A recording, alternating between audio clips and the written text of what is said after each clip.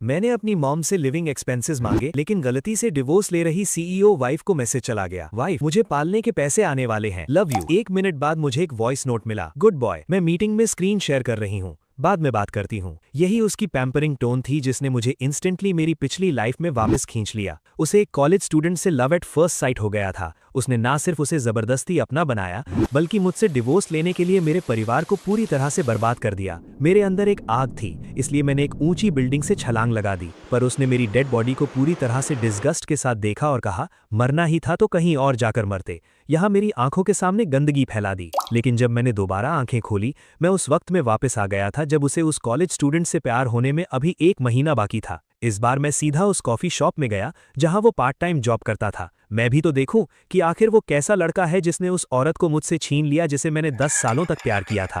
Sir, क्या आप refill चाहेंगे? ठीक उसी समय वो मेरे पास आया। उसके चेहरे पर एक बहुत ही प्यारी स्माइल थी और मैं उसे देखकर एकदम खो सा गया। शुक्र है कि मैं भी एक आदमी हूं, वरना मुझे सच में एक परवर्ट समझ लिया जाता। मैंने एक पोलाइट स्माइल दी और कहा, ठीक है, ब्लैक कॉफी ही ले आओ। जल्द ही एक कड़वी ब्लैक कॉफी मेरे सामने रख दी गई, लेकिन वो लड़का वहां से गया नहीं, बल्कि थोड़ा हेजिटेट करते हुए बोला, सर, आप पहले ही 2 कप पी चुके हैं। हालांकि ये एनर्जी देती है, लेकिन ये हेल्थ के लिए अच्छी नहीं है। वो लड़का बहुत ही काइंड और एक्सट्रोवर्ट था और उसकी आवाज़ एकदम साफ और मीठी थी। मैंने अपना ब्रीफकेस उठाया और खड़ा हो गया। ठीक है, बिल ले आओ। वो लड़का बहुत खुश हुआ कि मैंने उसकी बात मान ली और वो तुरंत बिल बनाने चला गया। सर, आपका टोटल बिल 87 रुपीज़ है। मैं चुपचाप खड़ा रहा, बिल पे किया और वहां से तेजी से निकल गया। पिछली लाइफ में बिना उससे मिले ही मैं पूरी तरह से हार गया था। उसकी इकलौती वीकनेस बस ये थी कि उसके और वेन वैन के स्टेटस में बहुत बड़ा डिफरेंस था। वापस जाते हुए रास्ते में मेरे असिस्टेंट शाओलू ने अचानक कहा, बॉस, आज आपकी और सीईओ वेन वैन की वेडिंग एनिवर्सरी है। मैं एक पल के लिए सोच में पड़ गया। वैन फैमिली में शादी करके घर जमाई बने हुए मुझे पूरे 5 साल हो गए थे। इस साल मैं 27 साल का था और वो 29 की। मैंने अपने माथे को सहलाते हुए कहा, मुझे पता है, लेकिन जब गाड़ी मेरे घर के बाहर रुकी तो मैंने देखा कि वेन वैन की गाड़ी भी वहीं खड़ी थी। वो सच में वापस आ गई थी। जो इंसान एक बार मर चुका हो, वो दोबारा अपने कातिल को देखकर कैसा रिएक्शन देगा। मुझे लगा था कि मैं उससे नफरत करूंगा, इस बात के लिए कि उसने मेरे परिवार को बर्बाद कर दिया और मुझे मरने पर मजबूर कर दिया। लेकिन अब जब मैं सच में उसे दोबारा देख रहा था तो मेरे अंदर वो नफरत नहीं थी, बल्कि एक अजीब सा सुकून था, क्योंकि पिछली लाइफ में मेरी जेलसी और जिद ने ही हमें एक दूसरे का दुश्मन बना दिया था। अब मैं बस उस दर्दनाक एंडिंग को बदलना चाहता था जो मैंने खुद अपने लिए चुनी थी। तुम वहां खड़े क्या कर रहे हो? वेन वैन लिविंग रूम में बैठी थी और उसने बहुत ही स्टाइल से अपनी सिगरेट एस्ट्रे में बुझाई। मैं जूते बदलने के लिए झुका, लेकिन नीचे उन महंगे और बोरिंग हर्मी स्लीपर्स को देखकर मुझे अचानक उनसे नफरत होने लगी। मुझे उस कॉफी शॉप वाले लड़के के एप्रन पर लगा कार्टून सुपरमैन बैज याद आ गया। अगले ही पल मैंने उन स्लीपर्स को एक तरफ फेंक दिया और नंगे पैर लिविंग रूम में चला गया। मुझे नंगे पैर आते देखकर वेन वैन ने फ्राउन किया और पूछा, जूते क्यों नहीं पहने? मैंने उसकी आंखों में देखा और एकदम नॉर्मली जवाब दिया, हाँ, मन नहीं किया तो नहीं पहने। मुझे हैरानी हुई जब वेन वैन हंसने लगी। उसने एक रेयर मजाकिया टोन में पूछा, ये तो बहुत अजीब है, क्या किसी बात का सदमा लगा है? मैंने मन ही मन एक कोल्ड स्माइल दी। सदमा? तुम्हारे फ्यूचर ट्रू लव का ऐसा सदमा लगा कि मैं सीधा पिछले जन्म से यहाँ रीबोर्न हो गया। इसलिए मैंने फोन चलाते हुए वेन वैन को बिना देखे ही कहा, वेन वैन, हम डिवोर्स ले लेते हैं। मेरे ये बोलते ही मुझे एक मजाकिया हंसी सुनाई दी। उसने अपना फोन जोर से सोफे पर फेंका और अपनी उसी जानी पहचानी कोल्ड नजरों से मुझे घूरते हुए बोली, गूसिंग हैंग, तुम अब ये कौन सा नया गेम खेल रहे हो? मैं मजाक नहीं कर रहा हूँ। मैंने कॉन्फिडेंटली उसकी आंखों में देखा और एक एक लफ्ज साफ साफ कहा, 5 साल हो गए हैं, तुम वैसे भी कभी मुझसे प्यार नहीं करोगी, तो चलो हम दोनों एक दूसरे को आजाद कर देते हैं। 1 महीने बाद वो एक बिजनेस कॉन्फ्रेंस में नानजे को देखेगी और उसे उससे लव एट फर्स्ट साइट हो जाएगा। मैं अब उनकी लव स्टोरी में और कैनन फॉडर नहीं बनना चाहता था और ना ही मैं अपनी गू फैमिली को दोबारा तबाही के रास्ते पर ले जाना चाहता था। इसलिए इससे पहले कि वो नानजे से मिले, मुझे खुद को पूरी तरह से अलग करना ही होगा। देखते ही देखते वेन वैन का चेहरा गुस्से से काला पड़ गया। उसका टेम्पर हमेशा से ही खराब था और अगर कोई उसे परेशान करता तो वो उसे बिल्कुल नहीं छोड़ती थी। उसने कहा, मैं वेन वैन अब दूसरों का खिलौना बन गई हूँ। वो अचानक से हंसने लगी, लेकिन उसकी आंखों में गुस्सा साफ दिख रहा था। 5 साल पहले घर जमाई बनने की जिद भी तुम्हारी थी और अब डिवोर्स भी तुम्हें ही चाहिए। गूसिंग हैंग, क्या तुम मेरे साथ कोई गेम खेल रहे हो? 5 साल पहले जब वेन वैन की दादी बहुत बीमार थी, तब उन्होंने उसे मुझसे शादी करने पर मजबूर किया था, जो उसके लिए एक बहुत बड़ी इंसल्ट थी। मैंने एक सैड स्माइल दी और कहा, क्या तुम सच में इस फेक शादी को आगे भी ऐसे ही चलाते रहना चाहती हो? फेक शादी? वेन वैन ने इन शब्दों पर गौर किया और अपने आईब्रोज उठाते हुए मॉकिंग टोन में कहा, ओ, तो तुम्हें अकेलापन फील हो रहा है? नहीं, बस मैं अभी सही शब्द ढूंढ ही रहा था कि वेन उठी और मुझे जोर से खींचकर अपने करीब कर लिया। तो तुम लोनली फील कर रहे हो? तुमने मुझे कांटेक्ट क्यों नहीं किया और अब सीधा डिवोर्स की बात कर रहे हो? इतने ब्रेव कैसे हो गए तुम? मेरा मतलब ये नहीं था। मैंने उसे एक्सप्लेन करने की कोशिश की, लेकिन वेन अचानक पीछे हट गई। उसे मुझमें कोई इंटरेस्ट नहीं था, वो बस मुझे परेशान करने के लिए ऐसा कर रही थी।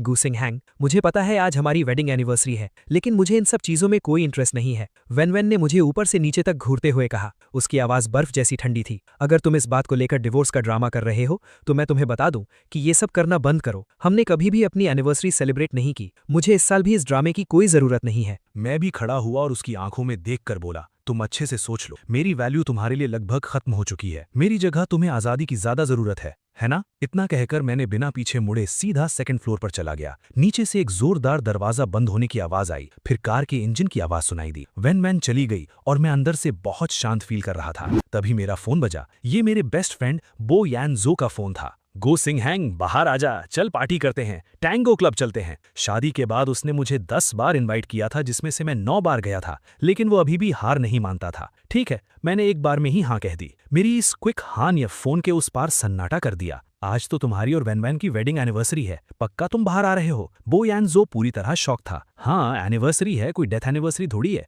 मैं अभी आ रहा हूँ। इतना कहकर मैंने कॉल कट कर दिया। मैंने कपड़े चेंज किए और अपनी लाल पॉश ड्राइव करते हुए सीधा टैंगो क्लब पहुंच गया। कुछ ड्रिंक्स के बाद मेरी हिम्मत अचानक बहुत बढ़ गई। बो यान जो ने मेरे कंधे पर हाथ मारते हुए कहा, गो सिंह हैंग, जो भी लड़की पसंद आ रही है सीधा जाके बात कर। वैन रोज ने स्कैंडल्स गिनाती है, हम भी किसी से कम थोड़े ही हैं। बात तो सही है। मैंने नशे में झूमते हुए चारों तरफ देखा और आखिरकार मेरी नजर एक कॉलेज स्टूडेंट पर जाकर रुक गई। मैं अपना ग्लास लेकर लड़खड़ाते हुए उसके पास गया, उसके कंधे पर हाथ रखा और पूछा, ड्रिंक करोगी? मेरी तरफ से। लड़की पहले तो चौंक गई, फिर उसने सॉरी बोलते हुए सिर हिलाया। सॉरी ब्रो, मेरा पहले से एक बॉयफ्रेंड है। ओह ऐसा है, आई एम सॉरी। मैंने उस लड़की के सामने झुककर माफी मांगी। मैं बस मुड़कर किसी और को ढूंढने ही वाला था कि मैं 2 कदम भी नहीं चला और किसी से टकराकर नीचे गिर गया। मेरे हाथ का ग्लास टूटकर चकनाचूर हो गया। अंकल, मैं आपको उठाती हूँ। ये वही कॉलेज स्टूडेंट थी। उसने मुझे हाथ दिया, लेकिन मैं जमीन पर बैठे बैठे ही उसे देखने लगा। मेरा चेहरा एकदम लाल हो गया था। ये क्या हो रहा है? मुझे शायद हेल्यूसिनेशंस हो रहे थे। उस कॉलेज स्टूडेंट का चेहरा अचानक से वैन में बदल गया, जो मुझे कोल्ड नजरों से घूर रही थी। मैंने उठने की कोशिश की, लेकिन मेरा हाथ सीधा टूटे हुए ग्लास पर पड़ा और उसमें से खून निकलने लगा। मैं बस 2 सेकंड के लिए सुन्न हुआ और फिर सीधा बेहोश हो गया। जब मेरी आंख खुली तो मैं अपने ही बेडरूम में था। वो कॉलेज स्टूडेंट मुझे घर छोड़ गई थी। मैंने अपने बैंडेज वाले हाथ को देखा और उसे ढूंढने ही वाला था कि तभी दरवाजे के बाहर से आवाज आई। वैन की बहुत ही लेजी सी आवाज आई, तुम लोग मजे करो, मुझे आज कोई इंटरेस्ट नहीं है। वो सेकंड फ्लोर की रेलिंग के सहारे खड़ी थी और उसकी उंगलियों के बीच सिगरेट थी। मैंने दरवाजे के फ्रेम को पकड़ते हुए उसके पास जाकर पूछा, तुमने उसे कहाँ छुपाया है? किसे? वैन ने फ्राउन करते हुए पूछा। उस कॉलेज स्टूडेंट को। मैंने सच सच बता दिया। वैसे भी 1 महीने बाद वैन नैनजे के पीछे पागल होने ही वाली थी, तो मैं भी पहले से ही अपने लिए कोई ढूंढ सकता हूँ। देखते ही देखते वैन का खूबसूरत चेहरा गुस्से से लाल हो गया। उसने मेरा हाथ जोर से पकड़ा और मुझे खींचते हुए क्लोजेट में ले गई। इसे चेंज करो, तुम्हें ऐसे कपड़े पहनने की परमिशन किसने दी है? वैन 2 दिन पहले तुम एक प्रिटी बॉय के साथ होटल में थी, क्या ये सच है? मैंने कामली पूछा। ये सब तुम्हें पूछने का कोई हक नहीं है। उसका जवाब हमेशा की तरह ही था। तो फिर तुम्हें भी मुझ पर हक जताने की कोई जरूरत नहीं है। अगर डिवोर्स नहीं लेना तो हम दोनों अपनी अपनी लाइफ जिएंगे। मैंने सीधा बोला, मुझे चीट करना चाहते हो? वैन वॉन ने कोल्ड स्माइल दी। गूसिंग हैंग, क्या तुम पागल हो गए हो? कोई गलत दवा खा ली है क्या? तो फिर मुझे डिवोर्स दे दो। मैंने फिर से वही बात बोली, सपने देखना बंद करो। वैन वॉन ने मेरा प्लान समझ लिया और फिर से अपने कोल्ड एटीट्यूड में वापस आ गई। मैं तुम्हें इस शादी के लिए जिंदगी भर पछतावा करवाऊंगी। तुम अपनी लाइफ जीना चाहते हो तो जियो। मैं पूरी तरह से शॉक था। मुझे नहीं पता था कि मुझसे जबरदस्ती शादी करने की वजह से वो मुझसे इतनी नफरत करती है। जब मेरा दिमाग सुन्न पड़ा था, तभी वैन वॉन ने अपनी आंखें सिकोड़ी और मुझे घूरते हुए बोली, क्या तुम गूसिंग हैंग के जुड़वा भाई हो? मैंने एक फेक हंसी के साथ कहा, तुम खुद ही गैस कर लो। उसने कोई जवाब नहीं दिया, बस मेरे कान के पास आई। अगर तुम सच में इतने लोनली हो और बाहर जाकर मजे करना चाहते हो तो किसी बास्टर्ड को घर मत ले आना। मैं उसे एक्सेप्ट नहीं करूंगी। ये बात किसी सुई की तरह मेरे दिल में चुभ गई। मैंने हाथ उठाया और सीधा उसके चेहरे पर एक जोरदार थप्पड़ मार दिया, जिससे मेरे हाथ में भी झंझनाहट होने लगी। थप्पड़ की वजह से वैन वॉन का चेहरा एक तरफ घूम गया। उसके गाल पर मेरी 5 उंगलियों के निशान साफ छप गए थे। उसने धीरे से अपना चेहरा घुमाया और मुझे ऐसे देखा जैसे वो मेरा खून पी जाएगी। मेरा हाथ कांप रहा था, डर से नहीं बल्कि मेरा वूंड फिर से खुल गया था और उसमें से खून बह रहा था। वैन वॉन ने मेरे हाथ को देखा और फिर बिना कुछ बोले मुड़कर चली गई। बस उसकी कोल्ड पीठ सीट ही मुझे दिखाई दे रही थी। उस थप्पड़ के बाद वैन वॉन फिर से गायब हो गई। वो गॉसिप न्यूज में, नाइट क्लब्स में, ऑफिस में, हर जगह थी, बस घर पर नहीं थी। मैं दिन गिन रहा था। अब बस आधा महीना ही बचा था जब वो और नैन्जे पहली बार मिलने वाले थे। इस दौरान मैं अक्सर उस कॉफी शॉप में जाता और नैन्जे नाम के उस आदमी को देखता। उसकी हर हरकत मेरी आंखों में छप सी गई थी। अगर मैं एक औरत होता तो मुझे भी उससे प्यार हो जाता। तभी एक कॉलीग ने उसे आवाज दी, नैन्जे, तुम्हारी गर्लफ्रेंड तुमसे मिलने आई है। ओ हाँ, उसकी एक गर्लफ्रेंड भी थी, एक बेचारी सी लड़की जो वैन वॉन के सामने कहीं नहीं टिकती थी। कॉफी शॉप का दरवाजा खुला और एक लड़की हाथ में टकोयाकी का बॉक्स लेकर अंदर आई। मैं उसे देखकर शॉक्ड रह गया। ये तो वही कॉलेज स्टूडेंट लिली थी। तुम यहाँ कैसे? नैन्जे एक छोटे पपी की तरह खुशी से अपनी मालकिन के पास खाना लेने पहुंच गया। तुम्हारे लिए टकोयाकी लाई हूँ। जब वो कॉलेज स्टूडेंट हंसी तो उसकी आंखें चांद की तरह सिकुड़ गईं, बिल्कुल नैन्जे जैसी। इसे कहते हैं कपल गोल्स। लेकिन आखिरकार वैन वॉन ने इन दोनों को बुरी तरह से अलग कर दिया था। क्या पाप था। मैं कोने में सिर झुकाकर बैठा रहा। मुझे डर था कि कहीं वो मुझे पहचान न ले कि मैं वही आदमी हूं जो क्लब में उससे फ्लर्ट कर रहा था। जब वो चली गई तब मैंने जल्दी से बिल पे किया और निकल गया। बॉस, शाओलू मुझे देखकर हमेशा यही कहता था, घर चले। मैं पूरी तरह से थक चुका था और पीछे वाली सीट पर टिक कर बैठ गया। ये कैसी लाइफ मिली है मुझे? यहाँ तो रिश्ते और भी ज्यादा कॉम्प्लिकेटेड हो गए हैं। अभी गाड़ी 100 मीटर्स भी आगे नहीं गई थी कि मैंने अचानक कहा, शाओलू, मैं ड्राइव करूंगा। मैंने स्टीयरिंग व्हील को कसकर पकड़ा। मेरी नजरें चारों तरफ थीं और जैसा मैंने सोचा था, मैंने आगे वाले चौराहे पर उस कॉलेज स्टूडेंट को देख लिया। मैंने सही मौका देखा और एक्सीलरेटर दबा दिया और सक्सेसफुली उसे टक्कर मारकर नीचे गिरा दिया। I am sorry. मैं घबराकर जल्दी से गाड़ी से उतरा और उसे उठाने लगा। मैंने देखा कि उसके पैर से बहुत खून बह रहा था। उसे काफी चोट आई थी। अंकल, उस कॉलेज स्टूडेंट ने दर्द सहते हुए हैरानी से कहा। मैंने तुरंत शाओलू को ऑर्डर दिया कि इसे हॉस्पिटल ले चलो। इस कॉलेज स्टूडेंट का नाम लिली था, 21 साल की स्टूडेंट। मैं हॉस्पिटल के बेंच पर बैठा था, अपने फोन में सेव किए हुए नए नंबर को देखते हुए मेरा दिल उदासी से भर गया। मैं अभी भी इतना महान नहीं बन पाया था। मुझे बस यही बदला समझ आया कि जैसे को तैसा दिया जाए। अगर नान्जे मेरी वाइफ को मुझसे छीन सकता है तो मैं उसकी गर्लफ्रेंड को उससे क्यों नहीं छीन सकता। मैंने उसका सारा हॉस्पिटल बिल पे किया और उसे न्यूट्रिशन और वर्क लॉस का कॉम्पेंसेशन भी दिया। बस आधे ही दिन में मैंने उसकी सारी इन्फॉर्मेशन निकाल ली थी। अच्छे से रेस्ट करना, मैं तुमसे मिलने आता रहूंगा। जाने से पहले मैंने एक अच्छे बड़े भाई की तरह स्माइल दी। कोई बात नहीं ब्रो, अभी यंग हूँ, बॉडी अच्छी है तो जल्दी रिकवर हो जाऊंगी। लिली ने बहुत ही मासूमियत से जवाब दिया। वापस जाते हुए मैं सीधा फार्मेसी गया और बहुत सारे सप्लीमेंट्स खरीदे। फिर मैंने शाओलू से कहा कि हाउसकीपिंग कंपनी से कुछ अच्छे सर्वेंट्स ढूंढ कर लाए जो बहुत अच्छा खाना बनाते हो और प्रेफरेबली उनके पास न्यूट्रिशनिस्ट का सर्टिफिकेट भी हो। शाओलू ने तुरंत हाँ कह दी। घर पहुंचकर मैं अपना प्राडा ब्रीफकेस लेकर आगे चल रहा था और शाओलू सप्लीमेंट्स का ढेर लेकर मेरे पीछे आ रहा था। लेकिन जैसे ही मैंने दरवाजा खोला, मैंने देखा कि वैन सीढ़ियों से नीचे आ रही थी और नीचे आते हुए वो अपने बहुत ही अट्रैक्टिव नेकलाइन को ठीक कर रही थी। मैंने तुरंत शाओलू को वहां से जाने का इशारा किया। 1 घंटे बाद एक पार्टी है, तुम्हारे पेरेंट्स भी वहां आ रहे हैं, तैयार हो जाओ और मेरे साथ चलो। वैन ने उन सप्लीमेंट्स की तरफ भी देखा नहीं, बस मुझे एक बोरिंग टोन में ऑर्डर दिया। वो मुझे कभी भी किसी इवेंट में अपने साथ नहीं ले जाती थी, सिवाय तब जब मैं उसके किसी काम आ सकूं। ठीक है, मैं खड़ा हुआ और सेकंड फ्लोर पर कपड़े चेंज करने चला गया। इस आधे महीने में मैंने अपना सारा वार्डरोब बदल दिया था। मैंने एक वाइन रेड कलर का स्लिम फिट सूट सिलेक्ट किया जिसका नेकलाइन थोड़ा डीप था ताकि कॉलर बोन दिखे, और साथ में डायमंड जड़ी हुई वॉच और ब्रोच भी पहना। स्पॉटलाइट के नीचे तो ये किसी की भी आंखें चकाचौंध कर सकता था। पहले मैं जितना सिंपल रहता था, अब मैं उतना ही फ्लैशी बन गया था। वैन नीचे मेरा वेट कर रही थी और फोन पर बात कर रही थी। उसने मेरे नीचे आने की आवाज सुनी लेकिन कोई रिएक्शन नहीं दिया। उसने मुझे मुड़कर देखा तक नहीं। मुझे भी कोई फर्क नहीं पड़ा। मैं सीधा गाड़ी में जाकर बैठ गया। कुछ मिनट्स बाद वैन बाहर आई। गाड़ी में बैठने से लेकर चलने तक उसकी नजर 1 सेकंड के लिए भी मुझ पर नहीं पड़ी। रास्ते में हमने आपस में एक शब्द भी बात नहीं की। वो गाड़ी चला रही थी और मैं अपना फोन चला रहा था। मैंने लिली को वीचैट पर ऐड कर लिया था और उसका हालचाल पूछने लगा। लिली, क्या तुम्हें हॉस्पिटल का खाना पसंद नहीं आ रहा? तुम्हारा ब्रो तुम्हारे लिए खाना भेज देगा। नहीं ब्रो, मुझे आदत है। मैं कल तुमसे मिलने आऊंगा और तुम्हारे लिए कुछ सप्लीमेंट्स भी लाऊंगा।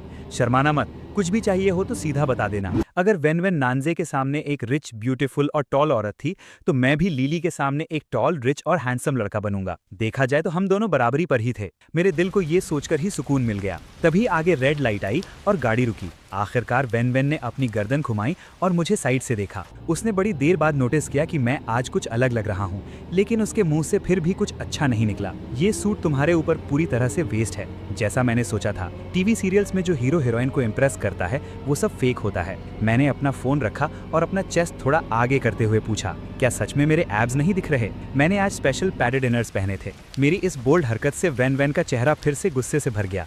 उसने कोल्डली कहा, गोसिंग हैंग, क्या तुम तमीज में नहीं रह सकते? क्यों?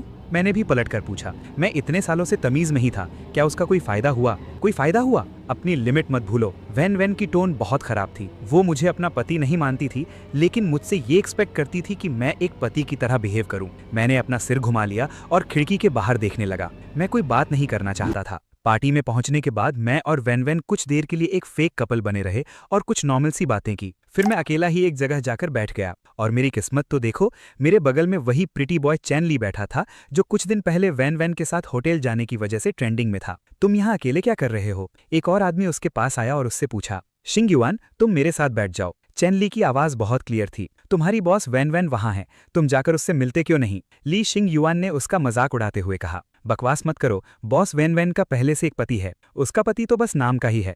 सबको पता है कि आजकल तुम उसके बहुत क्लोज हो। मैंने सुना है उसने तुम्हारे लिए घर भी खरीदा है। ली शिंग युआन पूरी तरह से जेलसी से भर गया। वो मेरे लिए बहुत जनरस है। चैन ली की बातों में पूरी तरह से शो ऑफ था। मैं बहुत लकी हूं कि वो मुझे मिली। वैन सबके लिए जनरस थी, सिवाय मेरे एक ऐसे पति के लिए जो बस नाम का था। तभी मेरे पेरेंट्स मेरी तरफ आए। अहैंग वैन का नाम सुनकर चैन ली और ली शिंग युआन ने तुरंत मुड़कर मुझे देखा और उनके चेहरे का एक्सप्रेशन देखने लायक था। मैं खड़ा हुआ और अपनी मॉम का हाथ पकड़ते हुए बोला, उसके साथ रहने में क्या मजा है, आप लोगों के साथ बात करना ज्यादा अच्छा है। मेरी मॉम ने मुझे हैरानी से देखा। चैन ली आखिरकार मुझे पहचान गया था। उसका चेहरा कभी लाल तो कभी सफेद पड़ रहा था और उसकी आंखों में मेरे लिए दुश्मनी साफ दिख रही थी। मैंने अपनी मॉम को बैठाया और जोर जोर से कंप्लेन करना शुरू कर दिया। मेरा आ जाने का बिल्कुल भी मन नहीं था, पर वैन ने जिद की कि मैं उसके साथ आऊं। यहाँ बहुत बोर हो रहा है। तुम भी ना, ये एक बिजनेस इवेंट है, इसमें बोर होने वाली क्या बात है? मेरी मॉम ने मेरा हाथ पकड़ा। हालांकि वो मुझे डांट रही थी, लेकिन उनकी टोन में मेरे लिए बहुत प्यार था।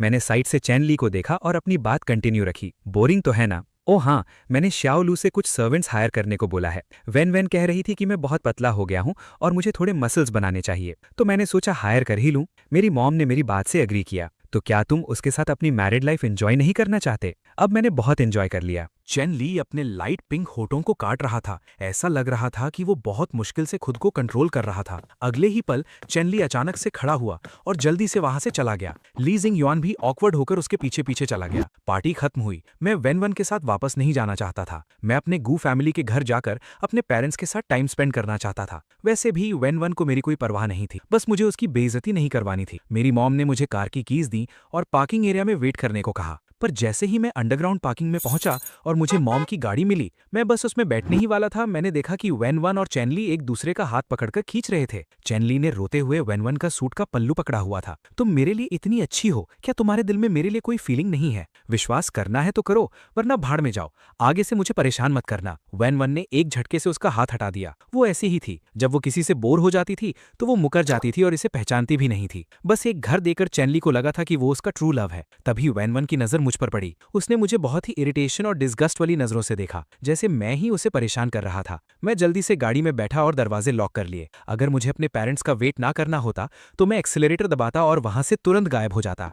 मुझे दूर भागते देख न जाने वैन को क्या हुआ, वो सीधा मेरी मॉम की गाड़ी की तरफ आने लगी। उसने शीशा खटखटाया और बिना आवाज निकाले होठों से कहा, बाहर आओ। मैंने फ्राउन किया और सिर हिलाकर वैसे ही होठों से कहा, नहीं आऊंगा। अगले ही पल मेरा फोन बजा। ये वैन का कॉल था। गूसिंग हैंग, अभी बाहर आओ, मैं तुम दोनों के मामले में नहीं पड़ना चाहता। मैंने खिड़की के पार से उसके गुस्से से भरी आंखों में देखते हुए कहा। मैंने सोच लिया था, मैं उसके और नानजे के मिलने से पहले डिवोर्स नहीं ले सकता, तो मुझे बस थोड़ा और बर्दाश्त करना होगा। जब वो खुद डिवोर्स के लिए बोलेगी तो मैं तुरंत हाँ कह दूंगा और मुझे वैन फैमिली के शेयर्स का कुछ हिस्सा भी मिल जाएगा। इसमें मेरा कोई नुकसान नहीं था। वैन गुस्से से पागल हो रही थी। शायद उसने मुझे कभी मना करते हुए नहीं देखा था। तभी चैन ली रोता हुआ आया और फिर से वैन का कपड़ा पकड़ लिया। मुझे उसमें अपना ही अक्स दिखाई दिया और मेरा उससे जज करने का हक एक ही पल में खत्म हो गया। वैन ने मुझे गुस्से से घूरा, चैन ली को पकड़ा और उसे अपनी गाड़ी में बिठाकर वहां से तेजी से निकल गई। मैंने एक गहरी सांस ली। जब मेरे पेरेंट्स गाड़ी में वापस आए, मैं लगभग सो ही गया था। मॉम, मुझे स्टिकी राइस चिकन खाना है, मैं उनके कंधे पर सिर रखकर लाड़ से बोला। यही तो माँ का प्यार होता है, इतना सुकून और गर्माहट। इतनी रात को मैं तुम्हारे लिए स्टिकी राइस चिकन कहाँ से लाऊंगी? मेरी मॉम ने प्यार से मेरे हाथ पर मारते हुए कहा। आज क्या बात है, क्या वैन के साथ झगड़ा हुआ है? तुम तो कभी 10-15 दिन में भी घर का चक्कर नहीं लगाते। वो तो मैं प्यार में पागल था ना, मैंने हंसते हुए कहा। अब से मैं आपका प्यारा सा बेटा बन के रहूंगा। मेरे डैड का हाथ स्टीयरिंग व्हील से फिसलते फिसलते बचा। क्या तुम अब वैन को पसंद नहीं करते? करता हूं ना, लेकिन इसका मतलब ये तो नहीं कि मैं मूव ऑन नहीं कर सकता। मैं वैसे भी उसे रोक नहीं पाऊंगा। देखो वेनवन को, हर रोज उसके नए स्कैंडल्स उड़ते रहते हैं। मुझे तो वो पहले से ही पसंद नहीं थी। मेरे डैड को आखिरकार हिम्मत मिल गई थी। वो एक स्कमबैग है। जैसे ही मैंने शुरू किया, मेरे पेरेंट्स ने वेनवन को लेकर अपनी सारी भड़ास निकाल दी। मुझे तब पता चला कि उन्होंने मेरे लिए कितना कुछ बर्दाश्त किया था। मेरा दिल भर आया और गिल्ट से मेरा सिर झुक गया। घर पहुंचते पहुंचते काफी रात हो चुकी थी। मैं नहाया और सीधा सोने चला गया। पता नहीं मैं कितनी देर तक सोया था, पर मेरी मॉम ने मेरे कमरे का दरवाजा खटखटाया। क्या हुआ? मैंने नींद में ही पूछा। तुम्हें स्टिकी राइस चिकन खाना था ना? मैंने तुम्हारे लिए थोड़ा सा बनाया है, उठकर खा लो फिर सो जाना। मेरी नींद एक पल में उड़ गई। मैं बेड पर बैठा कुछ सेकंड्स के लिए सुन रह गया। मेरी आंखें भर आईं और आंसू बहने लगे। क्या हुआ मेरे बच्चे?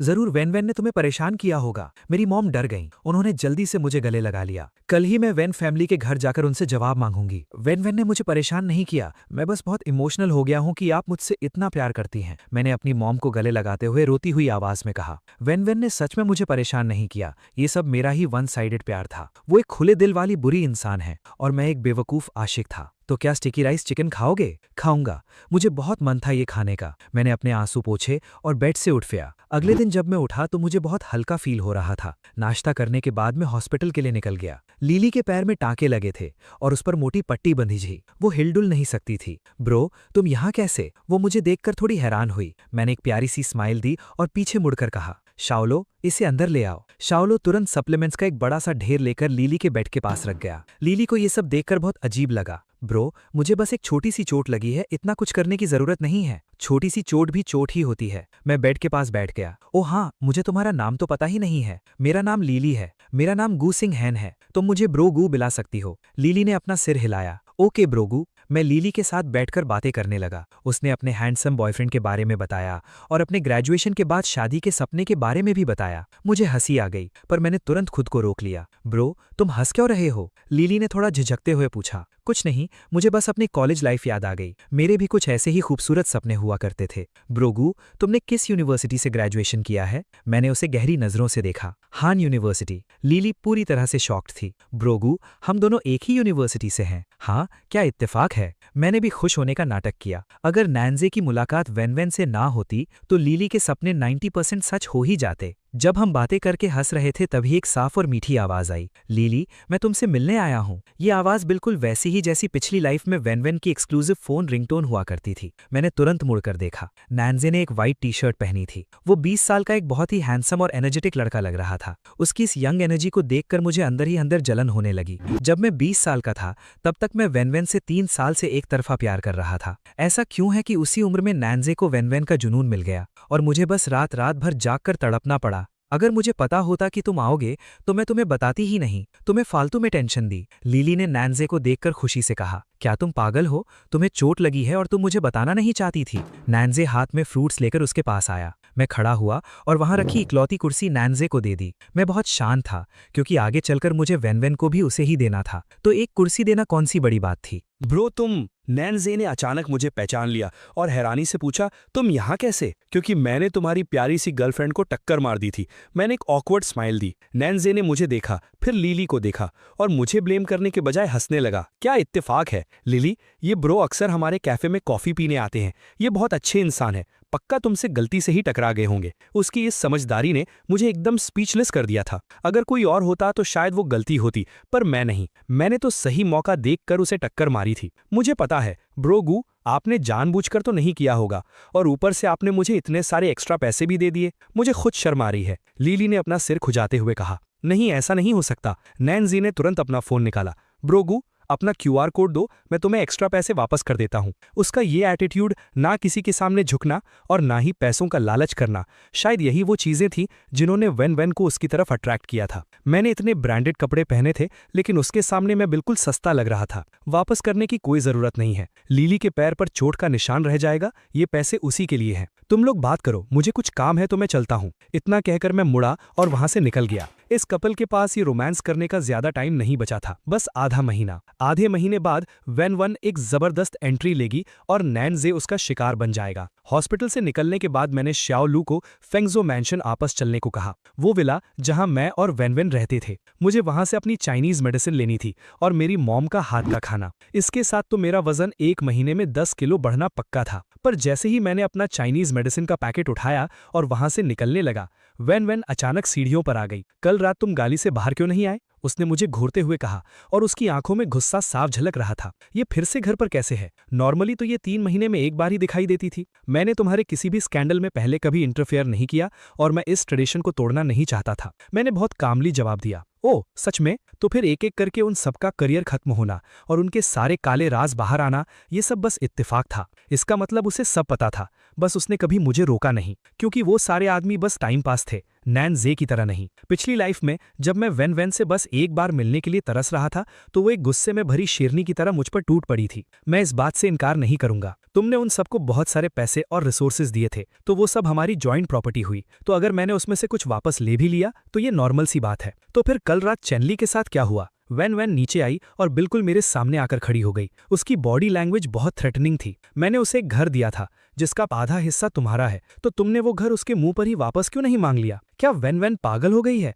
वो अब मुझसे ऐसी फालतू की बातें क्यों कर रही है? ज्यादा से ज्यादा 1 साल बाद वो मुझसे डिवोर्स मांग लेगी और मुझे बहुत सारे पैसे देगी, तो क्या मुझे इस एक घर की परवाह है? मैंने मूव ऑन कर लिया है। वो पहला नहीं था और ना ही आखिरी होगा। मैं किस किस से डील करता रहूंगा? मैंने जल्दी से ये बोला और वहां से निकल गया। मुझे शाओ लू को ही दवा लेने के लिए अंदर भेजना चाहिए था। घर वापस आकर मैंने मेडिसिन सर्वेंट को दे दी। मेरे डैड जैसे ही दरवाजे से अंदर आए, उन्होंने मुझे घूरते हुए अपना फोन मुझे पकड़ा दिया। पॉपुलर एक्टर चेन ली और वैन ग्रुप की फीमेल सीईओ होटल से एक साथ बाहर आते हुए दिखे। मैंने फोन डैड को वापस किया और उन्हें मनाते हुए बोला, डैड ये सब फेक है, ये सब बस ड्रामा है। तुम अभी भी उसे डिफेंड कर रहे हो। मेरे डैड को बहुत गुस्सा आ रहा था। तो फिर जाओ और उसे सबक सिखाओ, मैं भी तुम्हारे साथ आऊंगा। हम बाप बेटे मिलकर उसे मजा चखाएंगे। मेरी बात सुनकर मेरे डैड हंसने लगे। उनके बूढ़े चेहरे पर एक स्माइल आ गई। दोपहर को मैंने वो न्यूज ओपन की। चेन ली ने सफाई दी थी कि वो और वैन वैन बस अच्छे दोस्त हैं और एक शूटिंग के सिलसिले में बात कर रहे थे। लगता है वैन वैन ने फिर से इसके लिए काफी पैसे खर्चे होंगे। मुझे पता ही नहीं चला कि मैं कब सोफे पर सो गया। फिर अचानक बो यानजू का कॉल आया। गुसिंग हैंग जल्दी आजा ड्रिंक करने, यहाँ बहुत अच्छी लड़कियां हैं। बो यानजू ने फोन पर चिल्लाते हुए कहा, ऐसी लड़कियां जो दुनिया में कहीं नहीं मिलेंगी, तू जल्दी आ। जब से इन्हें पता चला था कि मैं वैन वैन को डिवोर्स देने वाला हूं, ये सब बारी बारी से मुझे इनवाइट कर रहे थे।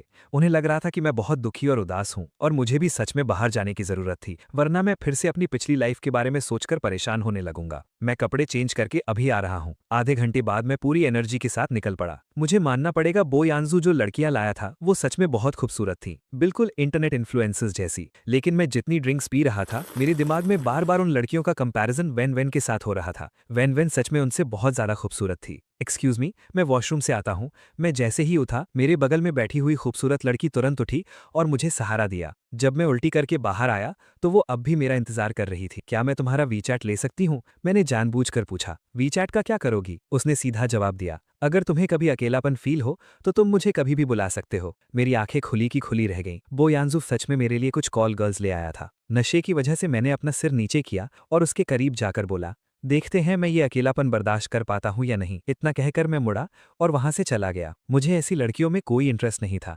लेकिन बो यानजू मेरे पीछे ही खड़ा था। मुझे आते देख वो तेजी से अपनी सीट पर भाग गया। मेरी कैपेसिटी खत्म हो गई है, मैं सोने जा रहा हूँ। मैंने अपना सिर पकड़ा, मुझे सच में चक्कर आ रहे थे। मैं भी घर जा रहा हूँ। फेंग यू भी खड़ा हो गया। बो यानजू ने मुंह बनाया और बिल पे करने चला गया। जाने से पहले बो यानजू किसी चोर की तरह हंस रहा था। गुसिंग हैंग, क्या तुम्हारी वैन वैन ये सुनकर जेलस होगी कि तुम बाहर लड़कियों के साथ ड्रिंक्स कर रहे हो? मैंने गाड़ी में बैठते हुए हाथ हिलाकर कहा, उसका नाम मत लो, अब शगुन होता है।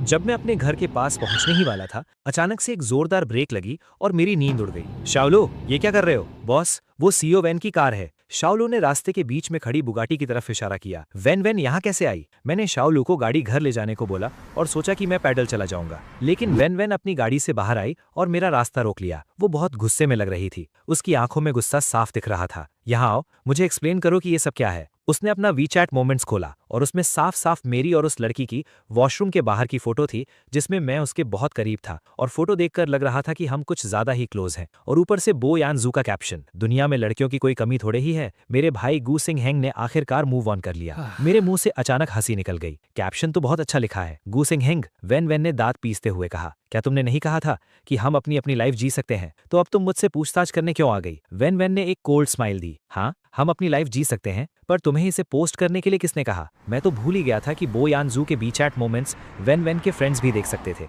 अब उसकी इज्जत का क्या होगा। तभी मैं सोचूं बो यानजू इतनी चालाकी से क्यों हंस रहा था। वो जानबूझकर वैन वैन को जलाना चाहता था। ठीक है, अगली बार मैं उन्हें पोस्ट करने से मना कर दूंगा। मेरे सिर में बहुत तेज दर्द हो रहा था और मैं बस घर जाकर सोना चाहता था, लेकिन मैं जैसे ही मुड़ा वैन वैन ने मेरा हाथ बहुत जोर से पकड़ लिया। मुझे इतना तेज दर्द हुआ जैसे मेरी हड्डी ही टूट जाएगी। अगले पल मैंने तेजी से अपना सिर झुकाया और वैन वैन की बाह पर जोर से काट लिया। वो मेरे इस सडन रिएक्शन से हैरान हो गई और उसने मुझे झटके से दूर भी नहीं किया, बस मुझे खुद को काटने दिया। क्या तुम पागल हो गए हो? वैन वैन को आखिरकार मुझे दूर ढकेलने का ख्याल आया। उसकी बाह पर मेरे दांतों के निशान छप गए थे। मैंने उसे अपनी उदास नजरों से देखा। मेरे दिल में छुपा हुआ वो दर्द जिसे मैं किसी से नहीं कह सकता था, वो अब बाहर आ रहा था। मैंने उसे इतने साल प्यार किया था, लेकिन कभी भी मैं उस पर अपना कोई हक नहीं जता पाया। और वो नैंजे, वो उसकी गर्दन पर हमेशा किस मार्क्स छोड़ता था। वैन वैन, क्या तुम्हें सच में मुझसे पूछताछ करने का हक है? मैंने अपने होठों से खून साफ करते हुए कोल्डली बोला। इतने सालों में तुम्हारे इतने सारे स्कैंडल जुड़े हैं जिन्हें मैं उंगलियों पर भी नहीं गिन सकता। क्या मेरी कोई इज्जत नहीं है? वैन वैन ने बहुत ही कोल्डली जवाब दिया। क्या ये सब तुम्हारी वजह से नहीं हुआ?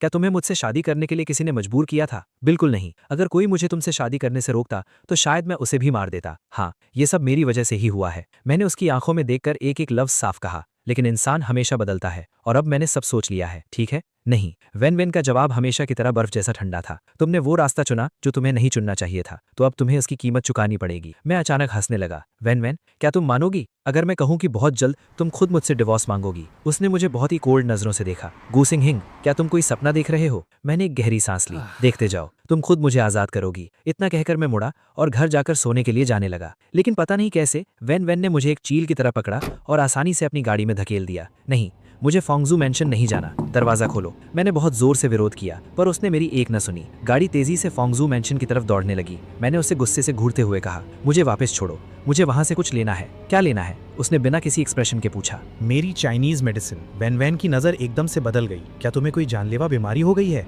इस इंसान को बात करना बिल्कुल नहीं आता। मैंने एक स्माइल दी और कहा, नहीं ऐसा नहीं है, बस मैं बहुत पतला हो गया हूँ, तो मैं अपनी हेल्थ ठीक करना चाहता हूँ ताकि मैं माचो बन सकूँ। मुझे नहीं पता था कि ये सब सुनने के बाद वैन वैन का चेहरा और भी गुस्से से भर जाएगा, लेकिन तभी मुझे नशे का असर होने लगा और मैं पीछे की सीट पर ही सो गया। अगले दिन जब मेरी आंख खुली तो मैं वापस अपने बेड पर था। ये दूसरी बार था जब उसने मुझे कमरे तक पहुंचाया था, जो कि बहुत अजीब बात थी। मेरे सिर में बहुत तेज दर्द हो रहा था। मैंने शर्ट नहीं पहनी थी और मैं बस कुछ खाने के लिए नीचे जाने लगा, पर सीढ़ियों से आधे रास्ते पर ही मैंने देखा कि सोफे पर 3 औरतें बैठी थीं और वो सब मुझे ही घूर रही थीं। वैन वैन भी वहीं थी और उसके हाथ में ताश के पत्ते थे। उस पल उसका चेहरा तवे से भी ज्यादा काला पड़ गया। ये देखने लायक नहीं है। ज़ेंग यूटिंग ने दूसरी औरत का सिर नीचे की तरफ दबा दिया। मैं भी घबराकर वापस ऊपर अपनी शर्ट पहनने भाग गया। मैं मन ही मन वैन वैन को 800 गालियां दे रहा था। क्या उसने पिछले कुछ दिनों से कोई गलत दवा खा ली है या फिर उस पर किसी भूत का साया आ गया है? वो हर दूसरे दिन घर पर क्यों होती है? जब मैं शर्ट पहनकर वापस नीचे आया तो वो तीनों अब कार्ड्स नहीं खेल रही थीं,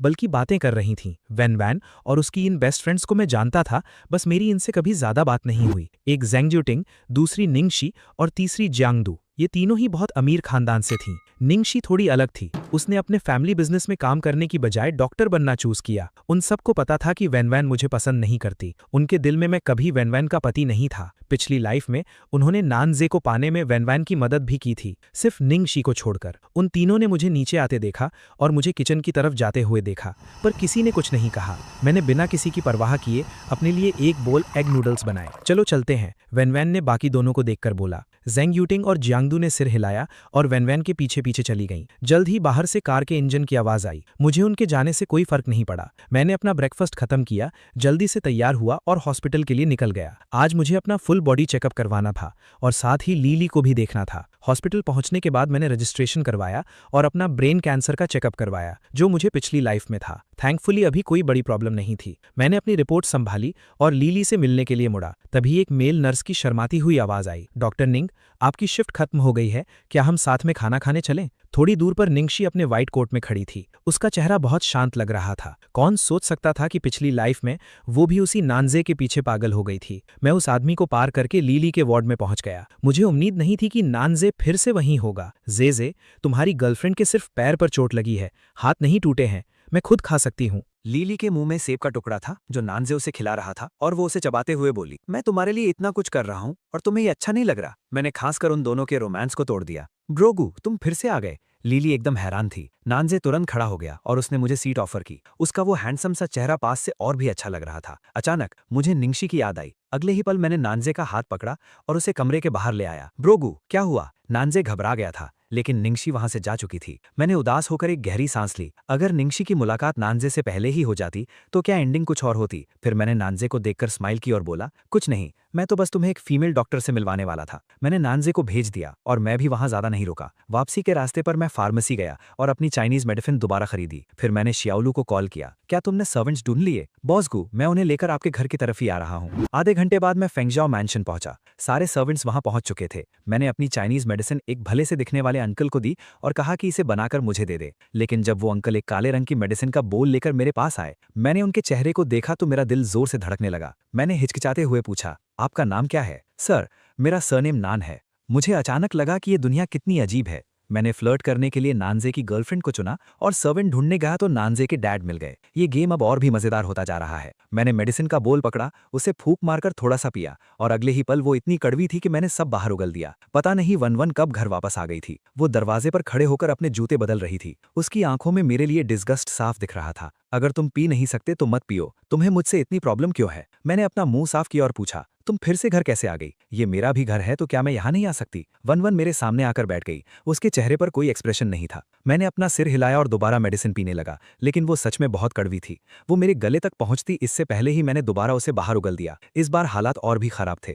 उस मेडिसिन की कुछ छींटें सीधा वन के चेहरे और शर्ट पर गिर गईं। उसका चेहरा एकदम ठंडा पड़ गया और वो मुझे घूरने लगी। मैं कड़वाहट की वजह से कुछ बोल नहीं पा रहा था। मैंने जल्दी से एक टिश्यू निकाला और उसके चेहरे पर लगा दिया। मुझे नहीं पता था कि वन मेरा हाथ इतनी जोर से पकड़ेगी और उसे झटक देगी। उसकी वो नफरत से भरी नजरें देखकर मैं सुन पड़ गया। मैंने शांति से टिश्यू नीचे फेंक दिया। I am sorry. वो मेडिसिन सच में बहुत कड़वी थी। वन ने एक शब्द भी नहीं कहा और ऊपर कपड़े बदलने चली गई। मैं भी मेडिसिन खत्म करके ऊपर चला गया और सीधा अपने कमरे में गया। मैंने डस्ट कवर हटाया और मेरे कमरे में एक बहुत ही प्यारी सी पियानो की धुन बजने लगी। लेकिन तभी वैन ने जोर से दरवाजा खोला और गुस्से से चिल्लाई, बहुत शोर है। मेरे अंदर अचानक से गुस्सा भड़क गया। पिछली लाइफ में बस इसी वजह से मैंने अपना मनपसंद पियानो बजाना छोड़ दिया था, क्योंकि उसे शोर लगता था। तभी तो बो यानजू और मेरे बाकी दोस्त मुझे बेवकूफ कहते थे। मैंने गुस्से में पियानो की कीज पर जोर से हाथ मारा। उस अजीब सी आवाज को सुनकर वैन ने फ्राउन किया। अगले ही पल मैंने पियानो को आराम से बंद किया और बहुत ही प्यार से बोला, तो फिर डिवोर्स ले लेते हैं। डिवोर्स के बाद हम दोनों अपनी लाइफ जी सकते हैं। मैं चाहे सोना बजाऊं, तुम्हें कोई आवाज नहीं आएगी। वैन ने कोल्ड स्माइल दी और मेरा मजाक उड़ाते हुए कहा, मुझे लगता है बिना डिवोर्स के भी हम अलग अलग रह सकते हैं। तो फिर तुम घर वापस क्यों आ जाती हो? मुझे कुछ समझ नहीं आ रहा था। क्या इस घर में कुछ ऐसा है जो उसे अपनी तरफ खींचता है? कहीं वो मैं तो नहीं हूं? वैन को शायद मेरे इस तरह से पलटकर जवाब देने की आदत नहीं थी। उसका चेहरा और भी गुस्से से भर गया, लेकिन उसने अपना गुस्सा कंट्रोल किया और मुझसे पूछा, गु सिंग हैंग, ऐसा लग रहा है कि तुम नहीं चाहते कि मैं घर आऊं। क्या तुम्हें कोई नया प्यार मिल गया है? उसे मुझ पर शक हो रहा था। वो मुझे रंगे हाथों पकड़ना चाहती थी। मैंने अपनी आंखें बड़ी करते हुए पूछा, क्या कोई प्रॉब्लम है? क्या तुमने नहीं कहा था कि जब तक मैं इसे पोस्ट नहीं करता सब ठीक है? वैन एकदम से गुस्से में आ गई और उसने चिल्लाकर पूछा, तुम्हारी हिम्मत कैसे हुई मुझे चीट करने की? मैंने सीधा जवाब दिया, जेंडर इक्वालिटी। जो तुम कर सकती हो वो मैं क्यों नहीं कर सकता? जब हम दोनों की बहस चल रही थी तभी नानशू की डरी हुई सी आवाज आई, सर खाना तैयार है। मैंने वैन को धक्का दिया और खाना खाने नीचे चला गया। नानशू के हाथों में बहुत जादू था। मैंने एक सांस में 2 बोल चावल खा लिए। मैंने देखा कि वैन नीचे आई और बाहर चली गई। मैंने सूप का आखिरी घूंट पिया और स्माइल करते हुए नानशू की तारीफ की। नानशू, आपकी वाइफ और बच्चे सच में बहुत लकी हैं। नानशू ने शर्माते हुए स्माइल दी। ये तो बस घर का बना सिंपल सा खाना है। मैंने अपना सिर हिलाया। क्या आपकी फैमिली ने कभी आपकी तारीफ नहीं की? मेरे बेटे को भी मेरे हाथ का बना खाना बहुत पसंद है। वो अक्सर मुझसे कहता है कि मैं एक छोटा सा रेस्टोरेंट खोल लूं। अपने बेटे की बात करते हुए नानशू की आंखों में बहुत प्यार था। मेरी स्माइल थोड़ी सी कम हो गई। पिछली लाइफ में जब मैं मरने से पहले एक आखिरी बार वैन से मिलना चाहता था तो मेरे डैड ने मुझे बताया था कि वो अपने फ्यूचर फादर इन लॉ के नए रेस्टोरेंट की ओपनिंग रिबन काटने गई थी। वो रेस्टोरेंट एच सिटी के टॉप 3 रेस्टोरेंट्स में से एक था। नानशू ने बहुत ही हम्बल तरीके से जवाब दिया, हम तीनों तो बस आम लोग हैं, हमारी किस्मत इतनी अच्छी। कहा। मैंने बहुत गहराई से कहा, नानशू, जब किस्मत बदलती है तो कोई नहीं रोक सकता। क्या पता आपके बेटे की किसी बहुत अच्छी जगह शादी हो जाए। मैं सच में उसे बताना चाहता था कि आप तीनों की किस्मत बस आधे महीने में चमकने वाली है, लेकिन मैंने खुद को रोक लिया। नानजे की फैमिली के लोग बुरे नहीं थे, ये मैं मानता हूँ, लेकिन जब वो सब खुशियां मना रहे थे तब मैं, उसका असली पति, सबसे दर्दनाक चीजें बर्दाश्त कर रहा था। नहाने के बाद मैं बेड पर लेटा और अपना फोन चलाने लगा। मुझे वैन की न्यूज दिखी कि वो बार में लड़कों के साथ मजे कर रही थी।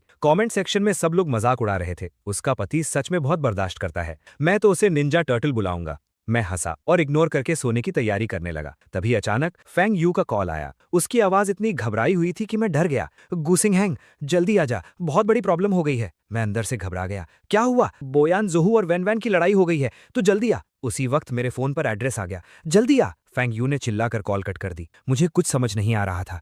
बोयान जोहू और वैन वैन की लड़ाई कैसे हो सकती है? मेरे पास सोचने का टाइम नहीं था। मैंने जल्दी से कुछ भी कपड़े पहने और घर से निकल गया। जब मैं बाहर पहुंचा तो वैन वैन और बोयान जोहू को एक प्राइवेट रूम में भेज दिया गया था, वरना उन दोनों के स्टेटस के हिसाब से तो ये पक्का ट्रेंडिंग न्यूज बन जाती। जैसे ही मैं पहुंचा, फेंग यू ने मुझे खींचकर बोयान जोहू के पास खड़ा कर दिया। बोयान जोहू अभी भी बहुत गुस्से में था। वो अपनी आंखों से वैन वैन को घूर रहा था, जैसे उन दोनों के बीच कोई पुरानी दुश्मनी हो। और वैन वैन तो गुस्से से आग बबूला हो रही थी। वो दूसरी तरफ बैठी थी। उसके आसपास का ऑरा इतना खतरनाक था कि डरा दे। उसके बगल में बैठी ज़रेंग यू थिंग किसी डरी हुई नौकरानी जैसी लग रही थी। उसने वैन वैन को देखा, फिर मुझे देखा और पहली बार मुझे आवाज दी। ब्रदर इन लॉ, आपको गलतफहमी हुई है। उन लड़कों को मैंने बुलाया था, इसका सिस्टर वैन से कोई लेना देना नहीं है। बोयान जोहू ने उसकी तरफ उंगली दिखाई और चिल्लाया, बकवास बंद कर। उस लड़के की छाती तो तुम्हारी सिस्टर वैन के चेहरे पर लग रही थी, जैसे वो उसे दूध पिला रहा हो, और तुम कह रही हो कोई लेना देना नहीं है। ज़रेंग यू थिंग तो डर के मारे रोने वाली हो गई थी। तभी वैन वैन ने अपनी कोल्ड नजरों से बोयान जोहू को देखा और अगले ही पल सीधा मुझे घूरने लगी। वो मेरे रिएक्शन का वेट कर रही थी, लेकिन मैंने उसे न देखने का नाटक किया